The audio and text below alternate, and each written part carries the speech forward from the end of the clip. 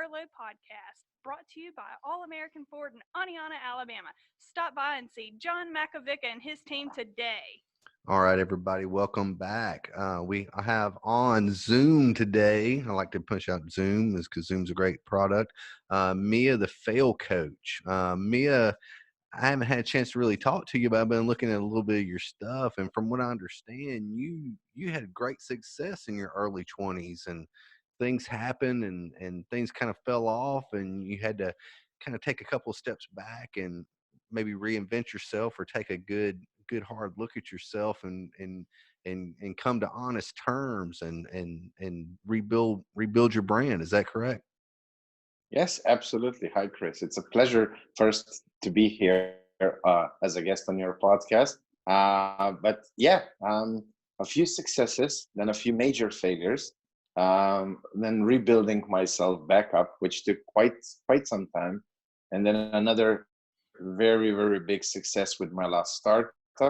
And after that, I kind of fell into the whole coaching thing. But I said, if I'm going to do this, I'm going to do this under my term. And so the fail coach was born. Do you feel like there's a lot of coaches out there that may not necessarily, I don't want to say know what they're doing, but it's weird because I see a lot of coaches, but they don't ever talk about, like you specifically talk about things you've done and failed and how you've overcome them. But I've talked to a few coaches that don't really give me an example of what they've done. Do you run into those people from time to time?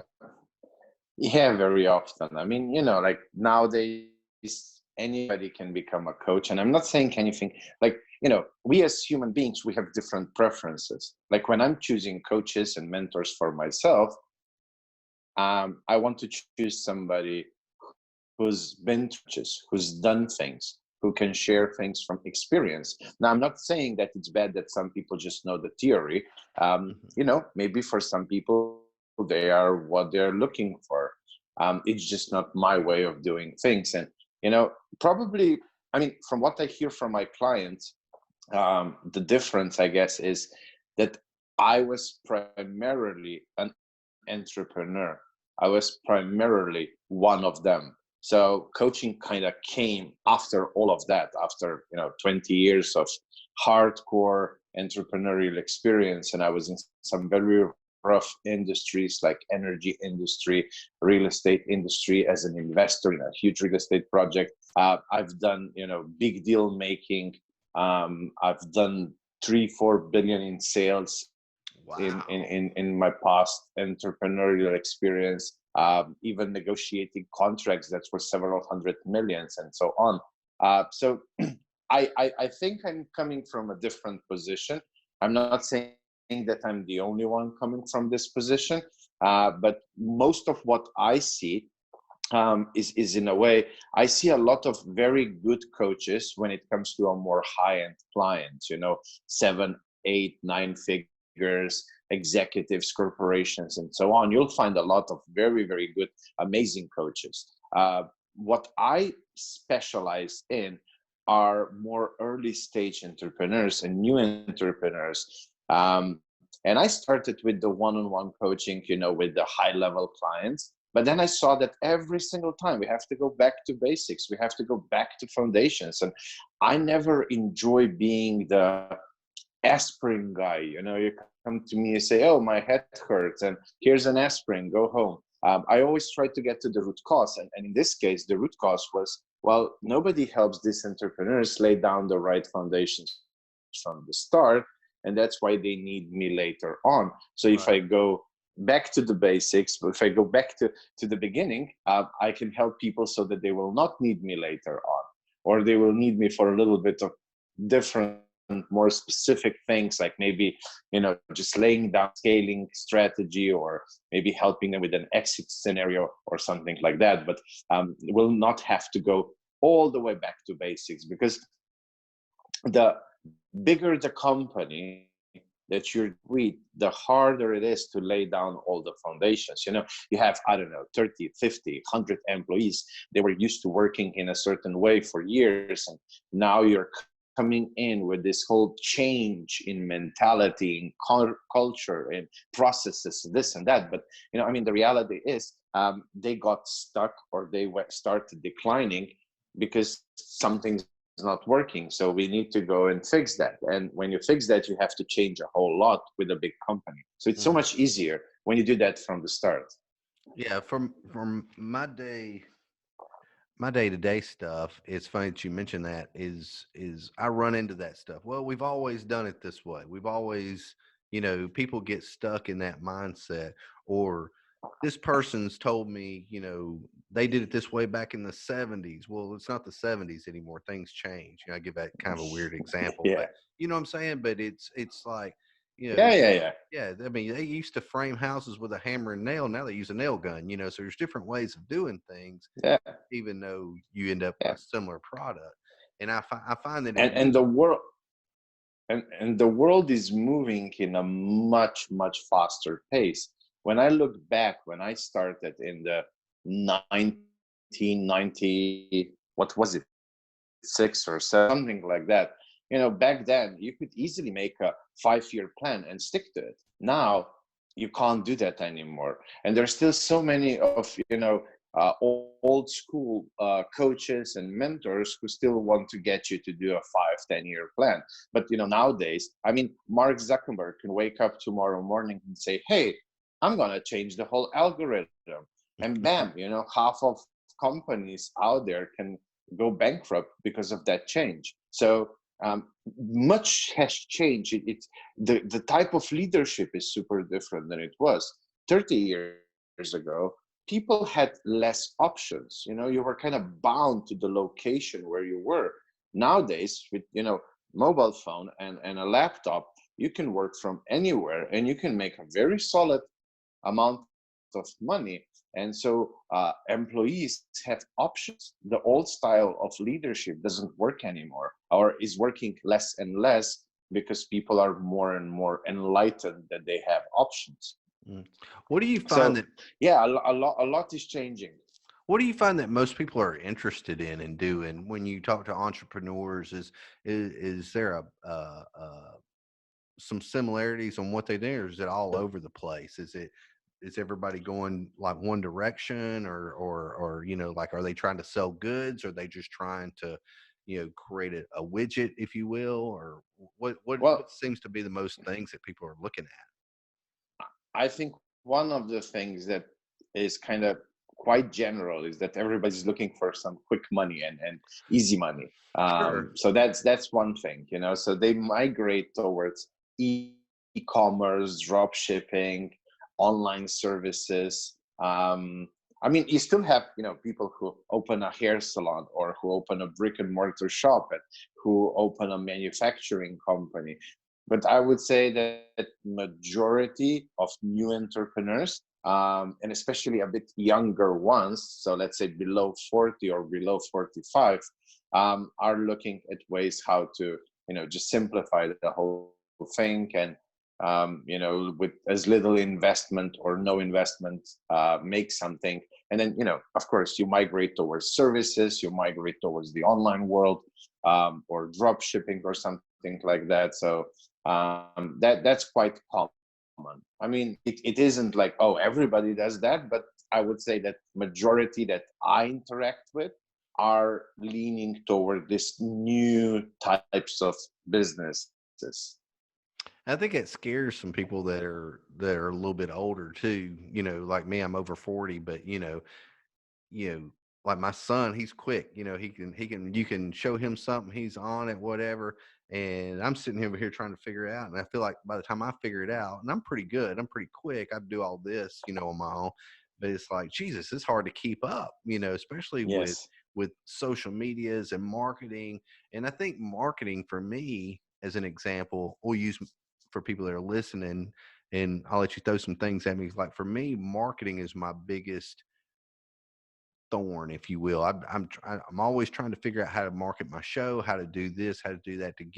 I'm not selling a product of a physical product, and I'm not really even selling a service. I'm just more of selling you entertainment, if you will.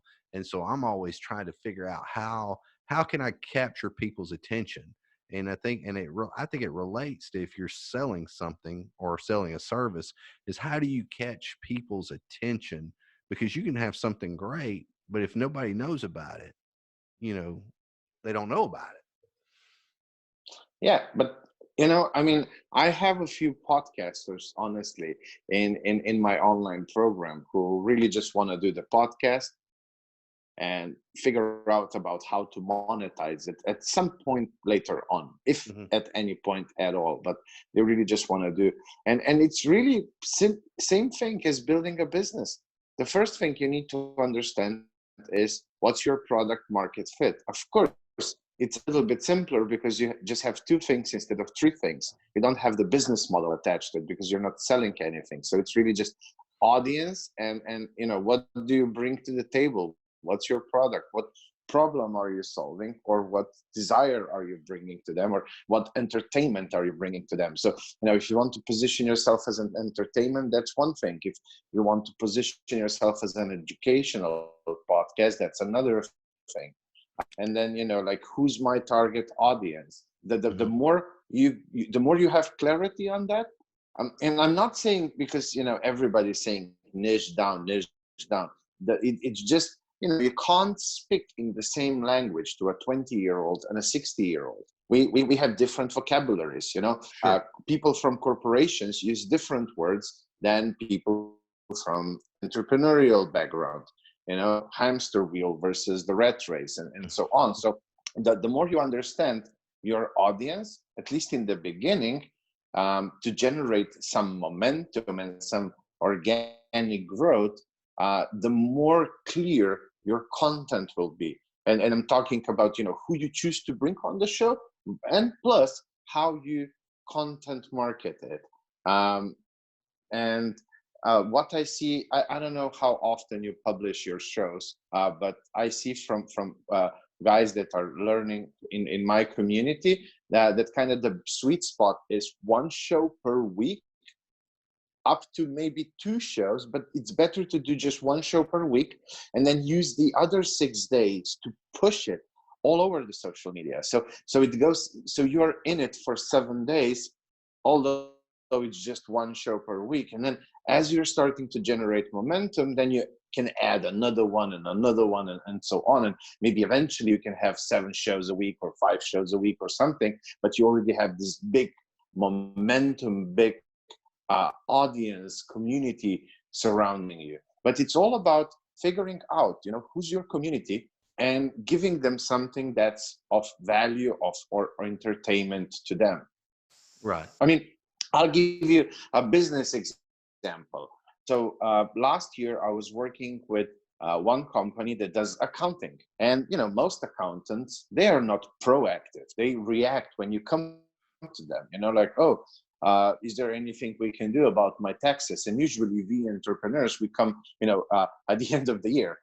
So we Yeah. changed a few things on how they are proactive, how they better do their customer experience. And one of the things is, they serve business owners. So they went ahead and found people like myself and others who teach stuff not connected to accounting, but also valuable to business owners. And they asked Miha, would you do like a 45-minute masterclass on this? And then every month they would send this out to their clients. And, they were increasing how valuable their audience sees them. Huh. Does that make sense? It does make sense. It does make sense. You're basically letting them know that you have strengths other than just at the end of the year. They're now they're going to look at you as Yeah. more of a more all the time versus, oh, I got to go see John Smith, at the end of the year. I hope he's still working there, if he's not dead, because they Yeah. don't talk to I him but mean, once a year. you become either a valuable or entertainment resource for them. Sure. You like, the thing is, we are past information age. I believe that we entered an infobesity age, which is too much information out there, and nobody has enough time to be the editor. You can't. So we're constantly looking for sources that edit all the infobesity out there and give us the gist. Now, of course, you know, if I'm let's go to politics a little bit. I mean, I'm not going to talk about politics, but you know, like if I'm Democrat, I'm going to look for resources that are also democratic, Right. but they, you know, combine, so that I just go to one side. If I'm Republican, you know, I'll go out and find a resource that identifies as a Republican, and they combine all of that. That's why we have, you know, Fox News, CNN, NBC. I mean, I'm not from US, so these are just the ones that I know. Sure, I don't know sure. the little ones or anything, but I know that right now this debate is kind of live because you guys have elections this year. Yeah. But you know, like, so we are looking for something that connects us.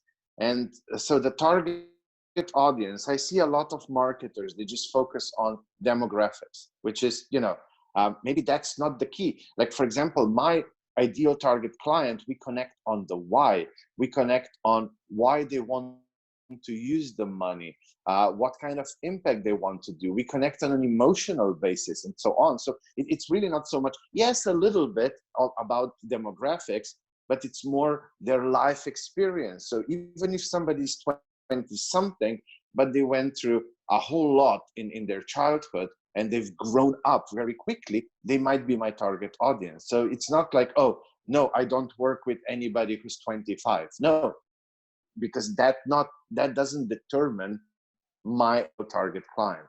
Right. So it's really about figuring out what's that thing that connects you with your audience, and then basically just listening to your audience and giving them what they need and what they want, and giving them more of that.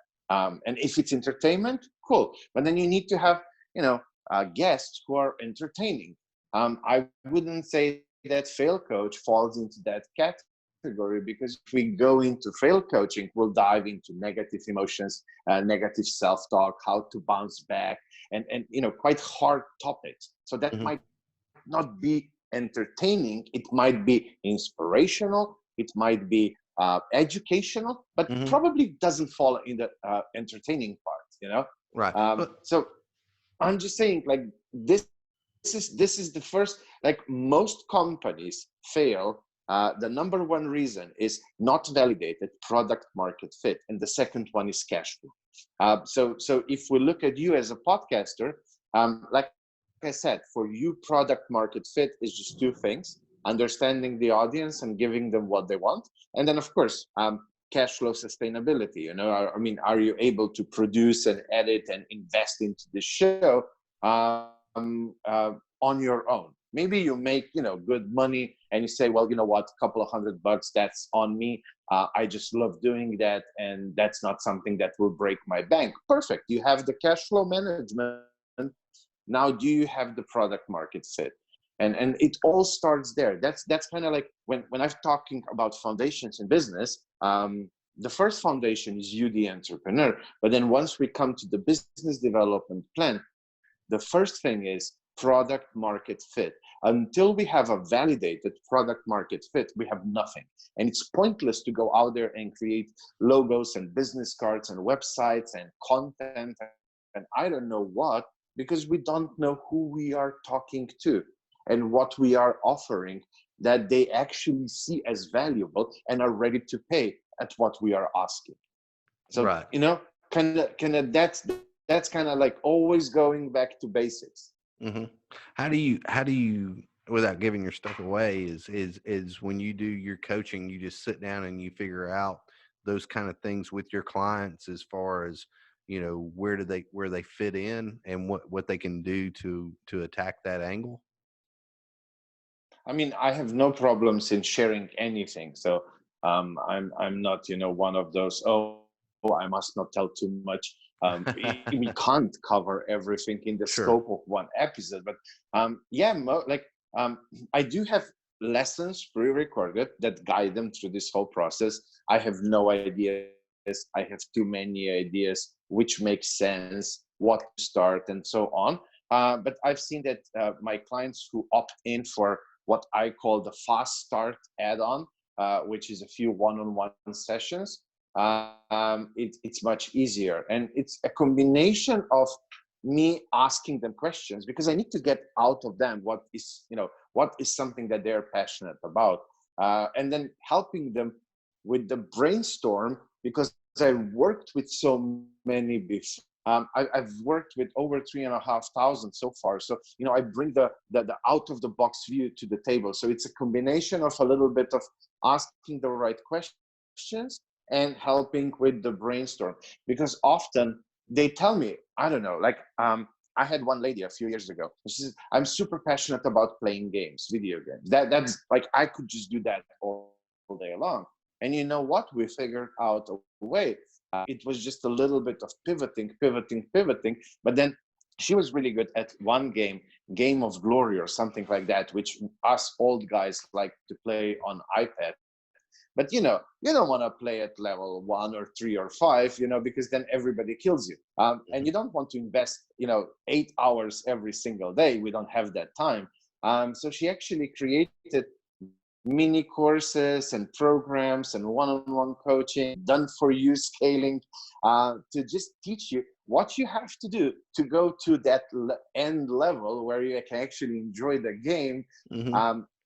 ASAP, because otherwise you're spending money and then you have to and break up your credit card to buy additional resources, because you spent on things that don't really matter to get where you want as fast as possible. And she was really good at that. And so we turned that into a very solid she's making like multiple 6 figures per year. Wow. with doing that. Yeah. Wow. And a lot of that is quite passive. Yeah, that's wild, because that's kind of stuff I would never think about. I think that's fascinating. Yeah, just the other day I was a guest on a podcast, and the lady, she's just starting out, and she was like, how do you monetize a podcast? And we started brainstorming on the episode, like, okay, so you can sell ads. You can promote articles and get some referral fee, commission. You can add some Amazon links or stuff like that. You can have your own merch. You can teach others how to start podcasting. You can use your team, and you can create an agency that does for you. Like, so Miha, you for the episode, send it to us, and we'll do like everything: editing, posting, social media posts, scheduling those, like everything done for you. So when you're a podcaster, you mingle with other podcasters. So you can help people getting booked. You can help other podcasts get good guests. I mean, I know it's so easy to be booked on a podcast. Like, literally every time when I'm a guest on somebody's show, like just right now with you, and if they like me, they like my story, once we are done with the recording, I say, well, Chris, do you know anybody else from the podcasting industry that might, enjoy the same topic and talking about it? And often, people say, oh yeah, sure, I have 2 or 3 friends. I'll recommend you to be a guest. And I've done, I don't know, probably over 50 podcast interviews in the last two months. Wow. Just that's in the last 2 months. Yeah, that's getting around. That's pretty good. Yeah, but most people, I don't know, it's they're afraid to ask, or it's uncomfortable, or they don't even think about it. And then, yeah, they're willing to pay $500 plus to be booked, on a few shows a month. And that's okay. Why not? I mean, if you don't want to do that, cool, but hire somebody to do that for you.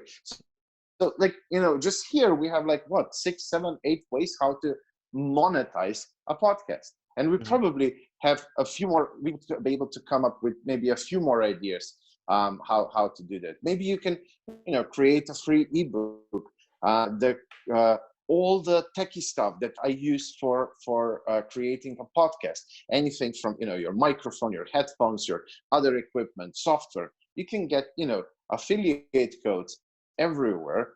And you create an ebook, simple ebook, free ebook that can actually generate you money, because people will be clicking on those links. Because why would I go to Amazon and type in something when I can just click your link? The price is the same, and you get a little cut out of that.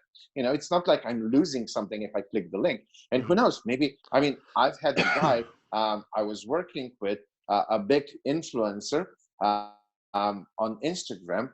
And he created his course but also he created like a workbook with all the equipment and everything. And he ended up making almost the same money through affiliations with all the software solutions and hardware and everything in there as with the course. Oh, that's So pretty cool. you can have multiple, you can have a main business model that you use, and then additional supportive business models that can generate additional streams of income.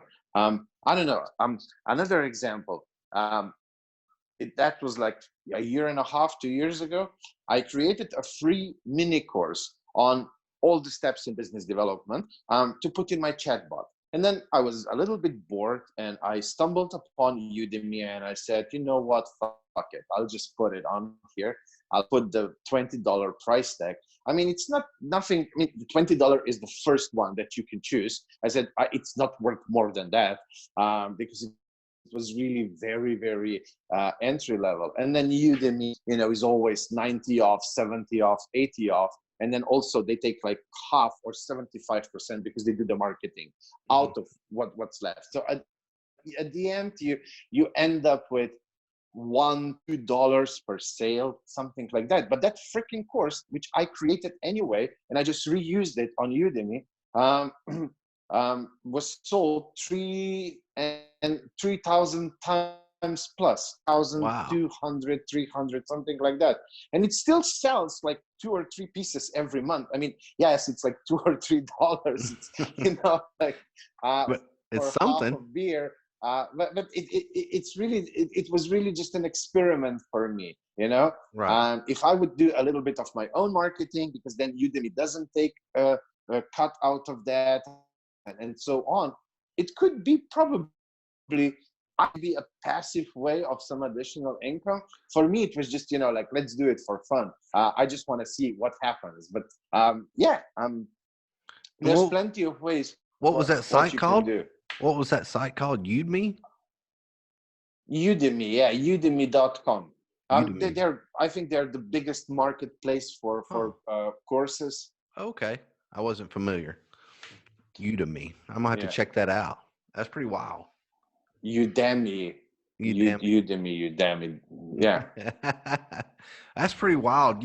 I think a lot of people, myself included, we think about all these ways that we can create money because we don't want to be living in the box, or we go to our work, our day-to-day job, everything, and we always think about ways of, man, how can I make just a little extra money?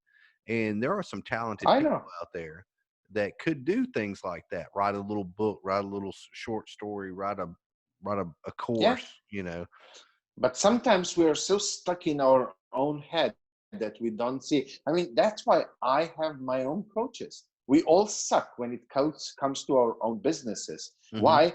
A, because we are emotionally attached, and B, we are in it every single day, and you stop seeing things from the outside perspective. That's why it's so important to work. Like, I mean, every athlete, every sport figure out there has a coach and a whole team around them.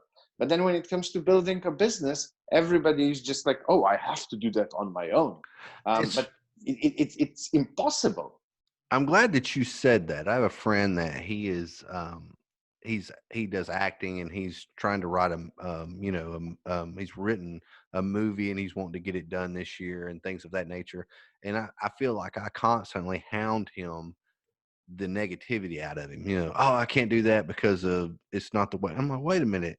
Just because this person didn't do it that way doesn't mean you can't do it. Look and investigate, see if it's feasible. Don't don't just because other people are naysaying it. You know, it's like anything else. I'm sure with yourself is when you did things and you were successful. That's when people are like, oh yeah, I knew you could do that. I knew you could do that. But really, they were afraid to do it themselves. They were afraid to step out Yeah. on that ledge. Well, fear of failure. Fear of failure is the number one dream killer. And then you have imposter syndrome and so on. But fear of failure is one of the biggest ones, is the biggest one. And, I mean, there are really just two things, if you ask me, what motivates people to actually do something. Either you have to hit that point of enough pain where, pain is by far the best motivator for innovation and change.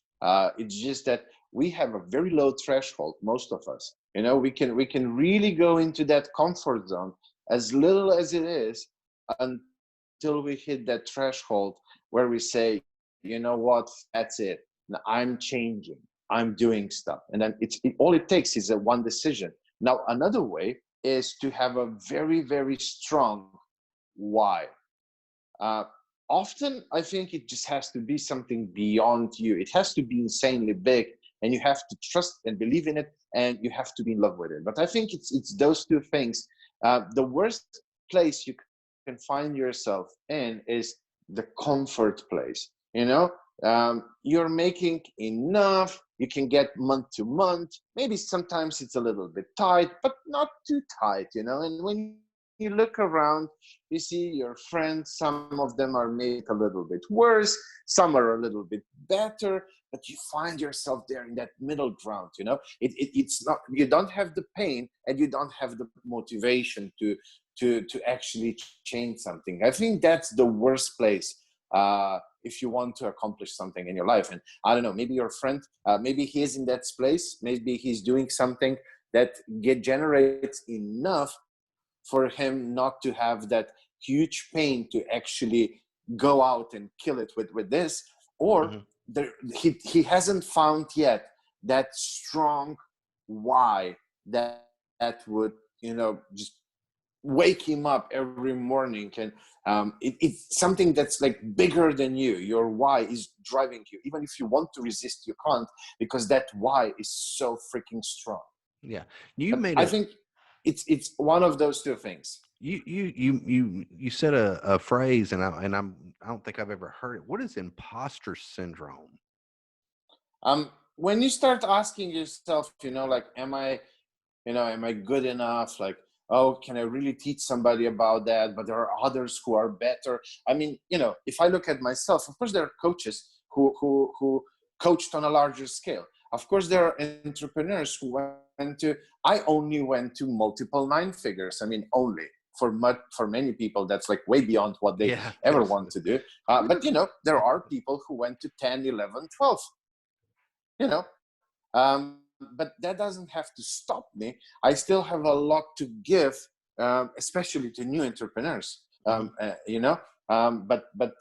Yeah, imposter syndrome is something that quite often kicks in, but there is, I would say, quite a simple solution. Basically, just go out there and start helping people, even just for free, or for something little, just so that they give you feedback and testimonials, and that slowly starts boosting your self-confidence, and that's, I guess, the easiest way you can overcome the imposter syndrome. But yeah, it's quite common. Like, why would anybody buy from me? Oh, I'm from, I don't know, Philippines. Why would anybody buy from me? I'm from Eastern Europe. I'm from Africa. How will people from America buy from somebody who's from Africa or from Eastern Europe, or this or that? I mean, yeah, this is something that's very common with new entrepreneurs, especially because once you're already a bit seasoned, you have the confidence, I guess, or at least you're building that confidence. But I'll say that I'm guilty of it. I've been guilty of that in the past, on not just what I'm doing here, but in other things. I do Brazilian jiu-jitsu, and sometimes you always wonder, when somebody asks you for help or you're trying to teach them something, it's like, well, am I really the right person to tell you? Because you have that sense of what you said. Am I good enough? Am I good enough to really? And you are. Not a lot of times you are good enough to teach them whatever they're wanting to know. You just got to break that nervousness of it. Yeah. So what do you think what was your biggest thing? What when you finally figured it out, what was your accomplishment that you were like, yeah, this is who I am. I am an entrepreneur. Oh, I mean, I kind of fell into the whole entrepreneurship, because my uncle was an entrepreneur. My father had a small business, so I kind of like fell into, from a young age. I didn't even knew anything else but entrepreneurship, because of those two men. But then I don't know. I still think the biggest accomplishment was when I didn't kill myself after losing $20 million back in 2009. I lost that overnight. I ended up Overnight. $5 million in personal debt. I had no option to do personal bankruptcy, and that those were some really really dark times of, it started with depression and anxiety, and then slowly, little by little, you start seeing any options, and this darkness comes into you, and then you start thinking about, is it worth going on like this? Why would I? You start researching suicide, and yeah, I Mm. came very, very close, literally seconds away from committing the suicide. Wow. That was in the spring of 2010 then, and then, like I said, I had a very long journey, about 3.5 years, of self-development, business development, before I took all those lessons and transformed them into my last startup, which I started in 2014. And I scaled that startup then to multiple 8 figures in the first year, to multiple 9 figures second year. And then in the third year, I had a successful exit by a Fortune 100 company. I was able to walk away on day one because of all the systems in place. I was able to repay almost 7 million by that time of my past debt. And yeah, it was then when I kind of fell into the whole coaching thing. What is, and then this really probably sounds like a silly question, but what in the world does it feel like to have $20 million?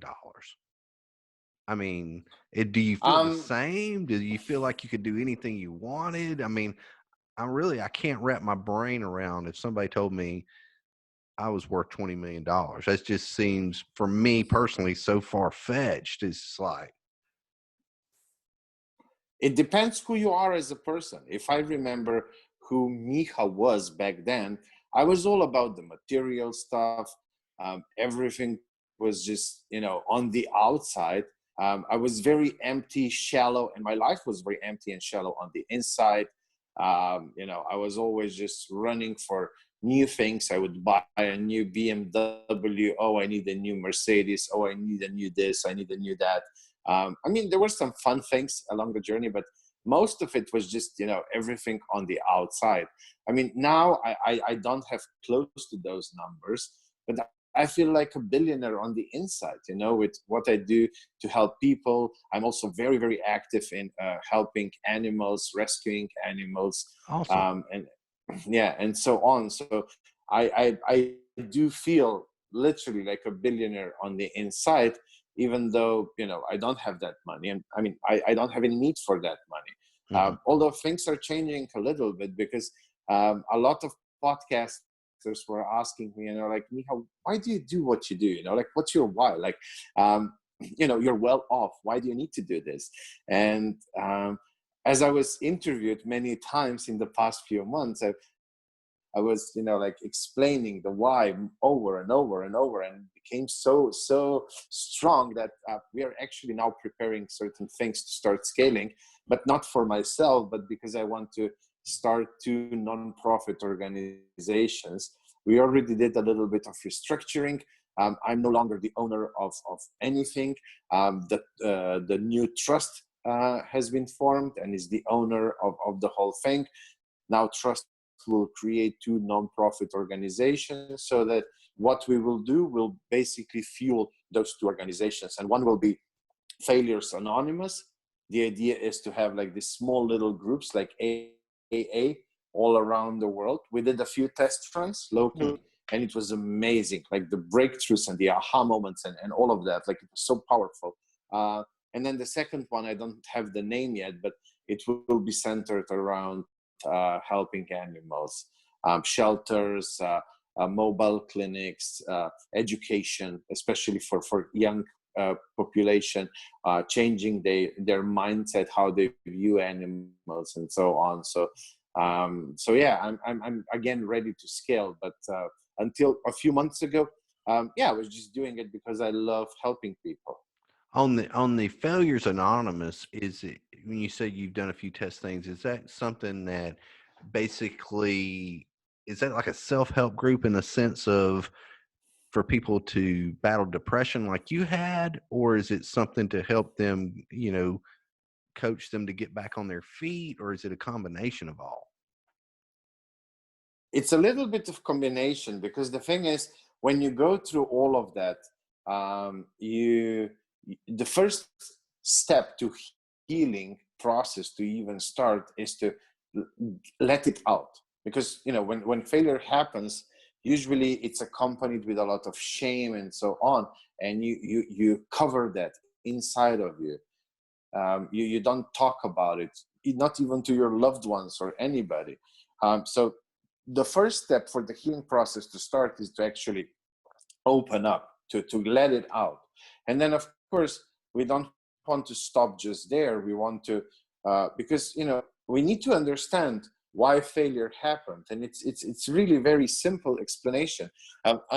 Let's try it with an example. So as you can see, I'm a little bit extra chubby. And let's say my goal is to lose 10 pounds in the next month. Now, that would be the goal. That would be something that I attach huge positive emotions, because I don't know, maybe then I'll be able to fit in my jeans, or I'll be able to go to the local beach and impress the ladies, or whatever the reason why I want to accomplish that, or maybe I just want to feel healthier or whatever. So the stronger the positive emotion that awaits me there, the bigger the negative will be if I don't go there. But then now, let's say I have 30 days. Now, we all know what you have to do. Eat a little bit less, healthier, and exercise at least a little bit. Now, if you want to lose 10 pounds, that shouldn't be too hard with a little bit of changes. If you want to lose 50 pounds in a month, that will be then very, very rigorous way of how you do it. But let's stick with the 10 pounds. Now, if I go to McDonald's every day, that would be me doing all the wrong steps while still expecting that outcome. Isn't that crazy? Yeah, absolutely. But that's what often happens. We are doing steps that are not aligned with what we set our mind to. And then we go into huge negative emotions because we don't reach it. Now, the second, a bit more subtle thing would be if I would eat healthy food, but I would overdose on it. Like instead of 2 bananas, I would eat, 20 pounds of bananas every day. And, and like 10 salads and so I am eating healthy food, but I'm like, way too much on the calorie intake. That would be more like bottlenecks. So basically, when I'm working with clients who suffered failure, and then of course failure goes into depression and anxiety and all of that, basically we have to eliminate the emotions, because the emotions cloud our vision. Like, oh, the God didn't want me to lose weight. No, it was you going to McDonald's. But it's not, I can't tell them what I see that they did wrong. It's like really me asking questions, and we are retracing the steps backwards so that they understand, so that they get to the aha moment. Oh shit, like I was doing the wrong steps. I don't know, let's say all my clients are on LinkedIn, and I was doing Instagram marketing and threw all my money into Instagram, and my ideal client is nowhere near Instagram.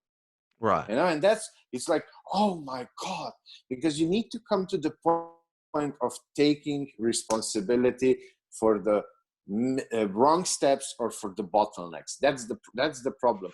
Usually when we fail, and then we go like, oh, why doesn't God want me to lose weight, or I'm such a good person, why is this happening to me?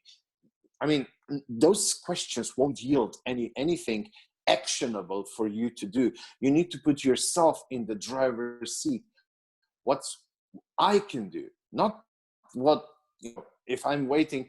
Like, my failure happened because I didn't have any foundations in my businesses at that time. That's how I learned the value of having solid foundations.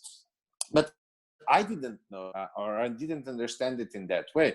And then when the crisis came in 2008, and everything was blown away in my face. And then I was like, oh, the crisis, the government, the economy. Like, I found everything outside of me to blame for what happened to me. And it was on that balcony moment where I was like on the other side of the fence, just holding myself with one hand. It was Wow. at that time when I realized, well, you morons signed all those agreements. You decided not to go to 2 lawyers to check whether that agreement is a good one. You decided to put all your assets as co-writing for that loan, for that one real estate project. That's not what you do, you know? Yeah, there's things like asset protection and stuff like that you put in place. And I did all those wrong things. I mean, yes, the economy helped a little bit or speeded it up a little bit, but I would fail eventually anyway, maybe on an even larger scale. It was all me. Of course, it was a little bit on me as well, but that's something I can't influence. There's nothing I can do, and I can just then sit and wait and be like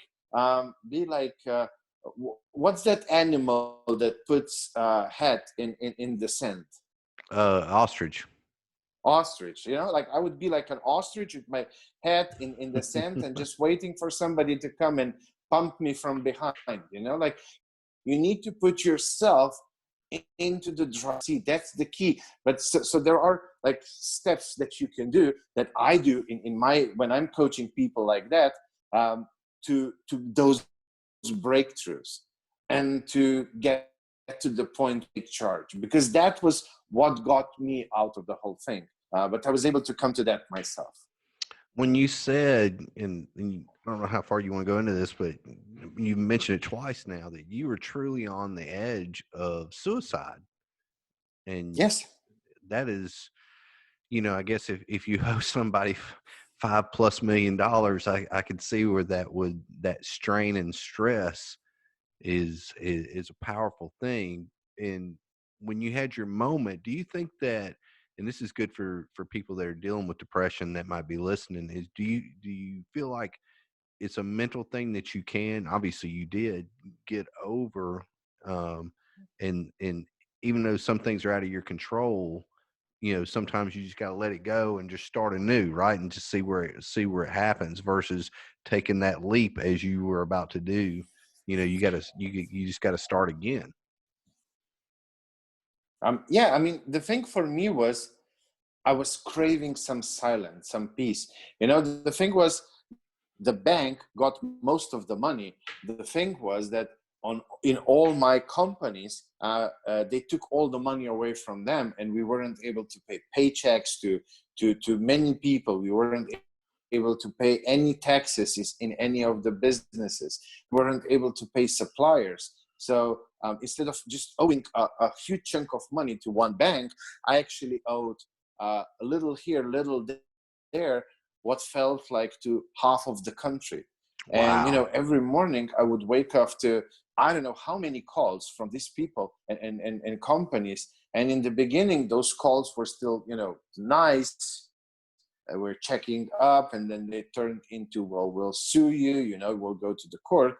But then they turned into like mobster calls, like, we'll do this and this, then this to you. I mean, Wow. yes, now looking back, like, of course, nobody would kill me. I mean, that's strategy, I guess, that you use when somebody owes you money. You start threatening them like that. But, I was much younger. I was less experienced. And I really believed those threats. Wow. And then, you wake up to that, and it puts you off balance. And I wasn't able to put myself together throughout the day to have some peace and quiet to actually do anything. And I would just, lay on the couch, like, all like curled up, like in that fetus position, baby position. And I wasn't able to move. I wasn't able to do anything. And there was this like huge nuclear reactor ready to explode in my head of all the overthinking and the threats, and like a whole shebang of things going in my head. And I wasn't able to quiet that down. So for me, the suicide, why it was so appealing was, you jump, it might hurt for a second, but then, silence. I was craving that silence. Wow, I've never had anybody explain it like that. That's amazing. Yeah, I mean, I think our emotions and our mind can really mind's a powerful thing. You know, we talk about it from time to time on the show. Is the mind can be a major motivator, and it can also be the worst anchor. You know, for anybody. You know, whether they're trying to do business or personal life or whatever, the mind's a powerful, powerful thing. Yeah. And then emotions really just amplify that times, 10, 100. And emotions really cloud our logical vision, because the problem is that when we go into huge emotions, whether they're positive or negative, that's why, for example, one of the very first pillars in entrepreneur is learning and practicing emotional intelligence. That's so important because there's time for emotions and there's time for logic. And usually we human beings, we use it in the wrong way. When it's time for emotions, we try to be logical. When it's time for logic, we act all emotionally. Hmm. So when emotions happen, and the stronger, the bigger those emotions are, more clouded our vision is. And then, we make stories in our head.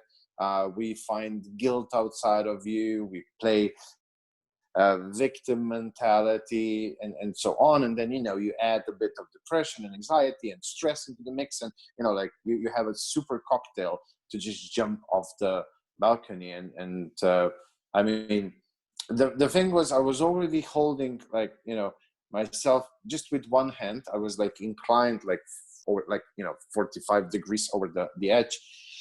And as I was looking down, why I didn't let go just yet was, I was thinking, am I gonna do this right, or will I just end up on a wheelchair? Like, that was my Wow. question. I was on the fifth floor, which, it's not high. It's not like 20th floor where you're absolutely sure that if you jump from Yeah. that, like, nobody can help you. But from Yeah. fifth floor, you can survive. Yeah. You Um, might just be and fucked and up. yeah, You and might. and and and then yeah, and then I had this, like, just an outburst of heated debate in that moment. And I used like really, really juicy words, and I really don't want to repeat that here on your podcast. I mean, I know you say it, everything is okay, but yeah, like, that was really juicy language. But, along the line, um, like, you messed it up, you fucked it up, you did this, you did that, you signed that agreement, you decided not to go. Like, I mean, how Chris, how stupid, I mean, be honest, how stupid do you have to be?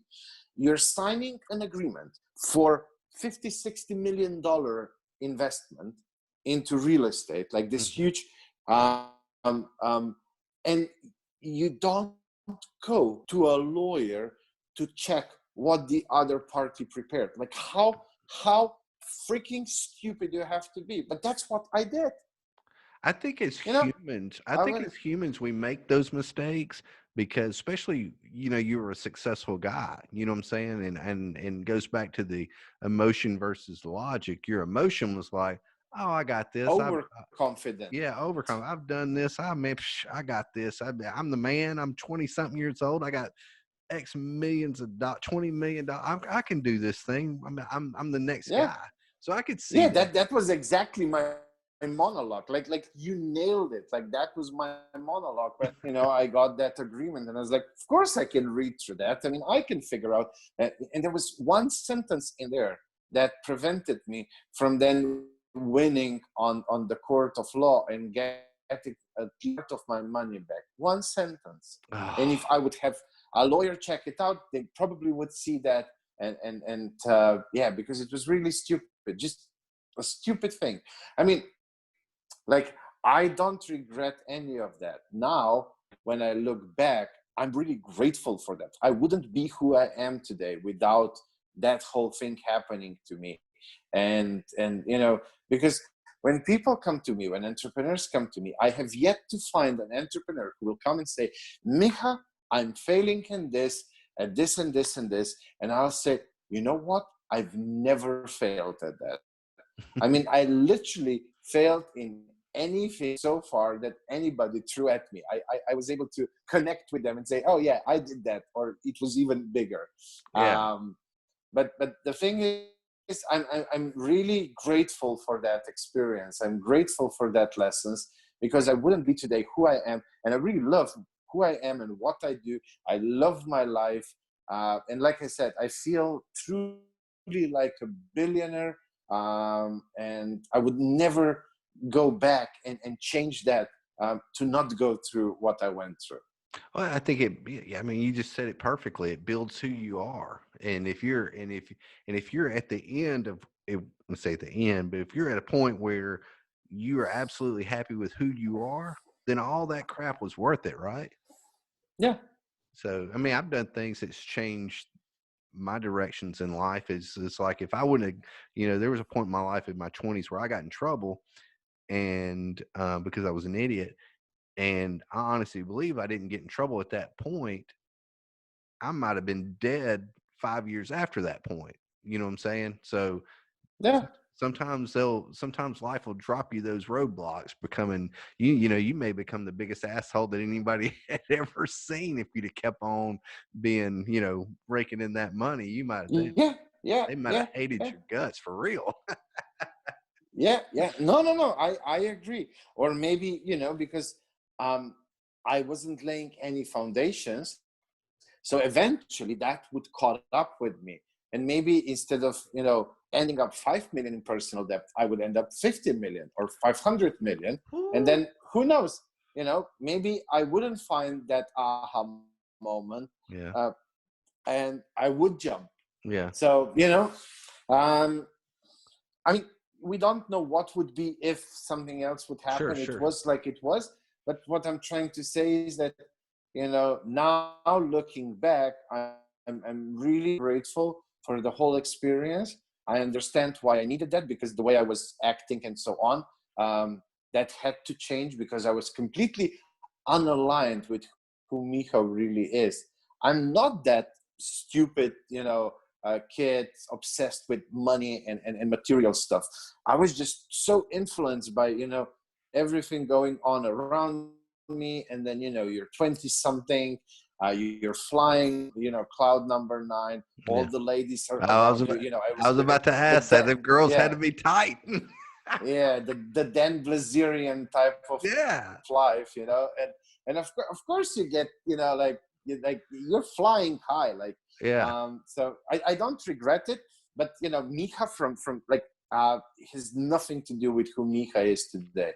Right. I often kind of say, like, that moment on the balcony, it is like start of the new birth. It's always almost like I was born again. I mean, the change start, like, the decision was made then. Of course, then, like I said, I had this long journey of everything I had to do and change. It was a long list of things. But yeah, I wouldn't be who I am, and I'm very much aligned with, the values and beliefs and priorities, and this is who I am. Somebody who's loving the life, smiling, playful, childish. Uh, Sometimes I love helping. I was always helping type. I don't know what happened then, like that flying high thing completely threw me off balance. Because if I remember how I was in my childhood, I was always the first one to jump and help somebody. And then I started acting like a douchebag. Yeah. What is your friend, I'm trying to remember her name, is the one that reached out to me. And now, does she work for Oh, you or? Elisabetta. Yeah. Yes. She's a full-time employee. She's the COO of the company. Oh, wow. Okay. That's who got us in touch. I wanted to give a little shout out to her because she was very nice to hook us up, and Yeah, get this she's scheduled in. amazing. Like, I don't know what we would do without her. She's really like, uh, the best hire I ever, probably. Oh, that's awesome. Where can people find you as far as to take some of your courses? Let's get that out there so everybody can reach out. Super simple. Go to Google, type in fail coach, and bam, Then choose whether you prefer Facebook, LinkedIn, Instagram. Like, we are on so many places, but I think the first like 4 or 5 pages of Google will be our resources. So it's I'm still the only crazy one calling himself fail coach. I love it. Yeah, they can just connect, on Facebook, on LinkedIn, and anybody can reach out, and then we can direct them to whatever they need. What do you think about LinkedIn? Because people's told me to do LinkedIn for my show. Would you suggest that, or do you think for podcasting it's good or bad, or indecisive? It depends on who your ideal audience is. We always will go back to that product market fit. I mean, if I have a business podcast and I'm interviewing entrepreneurs, LinkedIn is an amazing way to promote my podcast. Maybe then TikTok is not the right thing, So it really all depends who's your audience and where they are. Maybe they're more on YouTube, and you have to upload on YouTube and maybe do some ads on YouTube to grow your community there. I don't know. That's why you have to really go back and recheck that product market fit for yourself, and then go out and talk with people who fit that description, because that will help polish it even further. Sure. By having conversations, and they will tell you everything. They'll tell you where they are, what they do, what they enjoy, what they don't enjoy, what they listen more, less, what kind of guests they want, and so on. Just interact with your audience. Absolutely. I definitely need to do that more. I think I need to get more of a back and forth verbiage going on with people. I'm right now, I just kind of just throw it out there and just let them chew on it, and I need to be way more interactive. But I find it hard for some people. Some people don't seem to want to interact that much. I've put on things of leave comments, leave this, and I'll say that again. If you listen to this show and you have comments, please leave comments on all the different social medias and different things like that. But it just seems like people are getting lazier when it comes to that stuff. Well, not lazy, but maybe if it's like we want things that are easy, or when we do go more in depth, it's so much easier to jump on a call, than to type and go into essays, like that's the thing. When I work with my clients, I get them to jump on at least a few calls, video calls, audio calls, with their ideal target audiences, because that's how you really can learn. But it's so much easier to talk like this. To imagine us doing this interview via Messenger, how short it would be, and now we are going for what, an hour already or something? Yeah, at least. I mean, we got to be at least an hour. It's been pretty quick. I mean, you're a fascinating guy, and that's the kind of stuff that's the kind of stuff that I like to bring to the people that do listen to my show. I'm on different platforms. Have a pretty good audio presence, but my video presence I'm trying to build up on YouTube and stuff.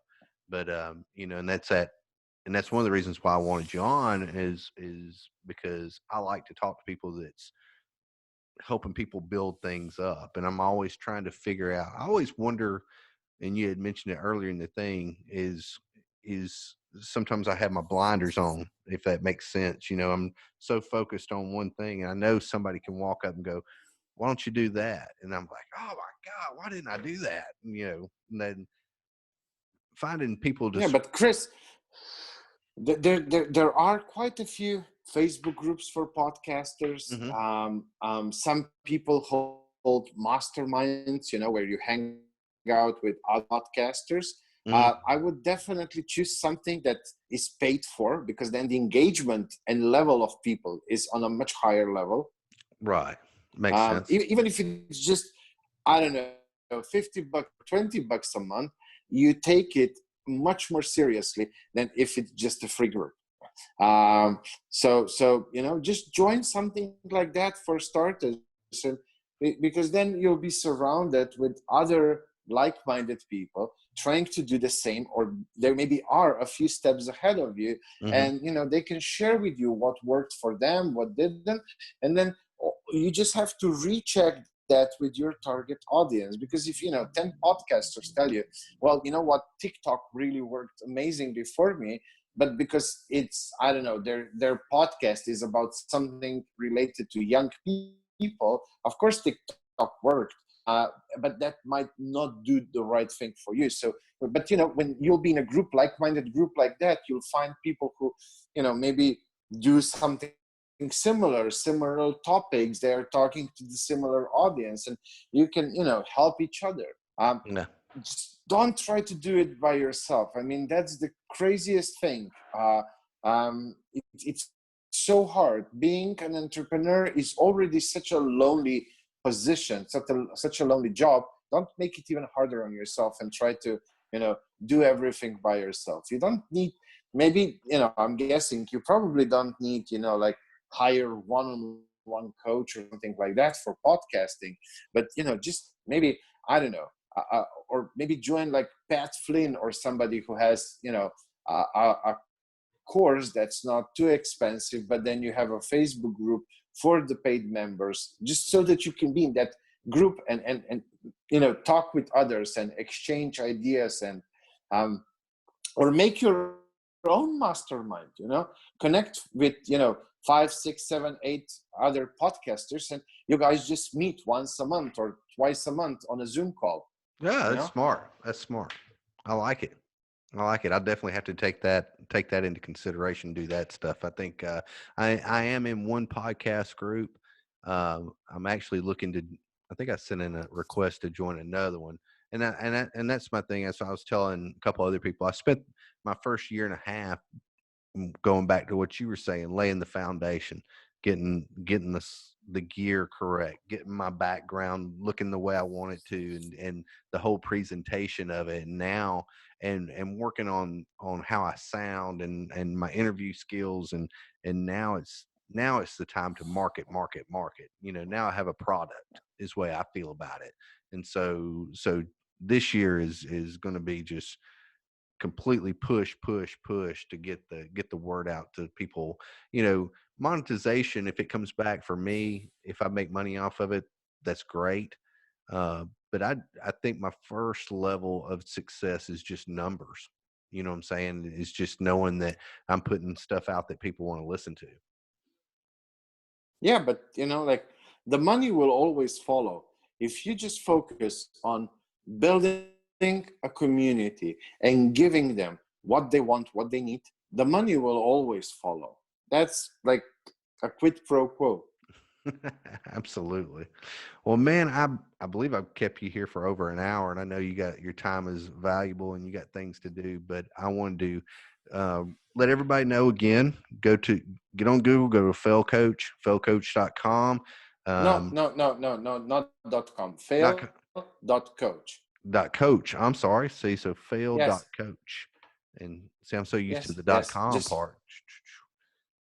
And yeah. I know everybody wants to add the .com, but no, just fail.coach. But like, basically, even if in Google, just type fail coach, and the results will take you everywhere, all over social media. excellent. I see that now. Fail.coach. So if you're listening to this and you want to reach out to Miha and take some of their courses, go to their social medias and give him a shot.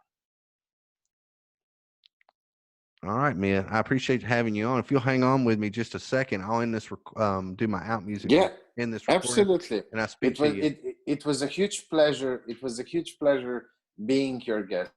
So All thank right. you for inviting me, and thank you for this lovely chat. I really enjoyed it because it was like a conversation and not like an interrogation, which sometimes interviews can be. So I appreciate you for being a host that you are, and thank you for the opportunity to be on your podcast. I appreciate you too. Hold on with me just a second. We'll leave out this music, and then I'll talk to you off air.